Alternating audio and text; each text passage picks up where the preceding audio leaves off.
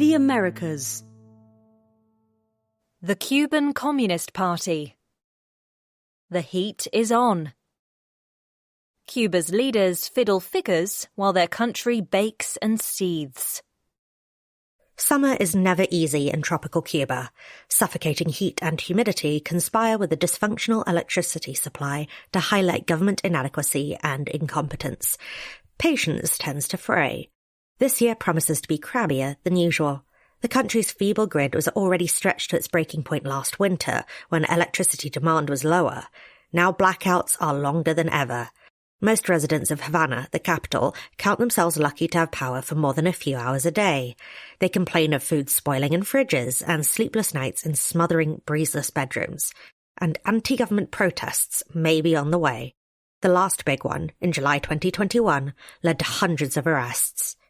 Unmitigated heat is not the only problem. Tourism has fallen by 50% from pre-COVID levels, and harvests have been poor, leaving the country with an unsustainable budget deficit. Cuba has become an economy that is essentially unable to produce anything, says Ricardo Torres, a Cuban-born economist at American University in Washington, who left Cuba in 2021. Even the most hopeful forecasts put the budget deficit at around 10% of GDP this year, one of the highest rates in the world. Discontent has fueled another wave of emigration. Cuba's population has fallen by a fifth in the past 2 years, from 11 million to less than 9 million. Most of the leavers are young.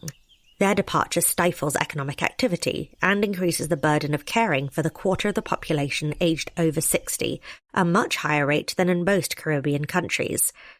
My colleagues and I call it a polycrisis, says Carlos Alzugaray, a former Cuban diplomat who lives in Havana. Cuba's leaders continue to blame America's decades-old economic embargo for their country's woes, rejecting all advice to change its rigid socialist economic model. Simultaneously, they deny there is a problem at all, with optimistic official forecasts showing a miraculous recovery on the horizon. Earlier this year, the government predicted that GDP in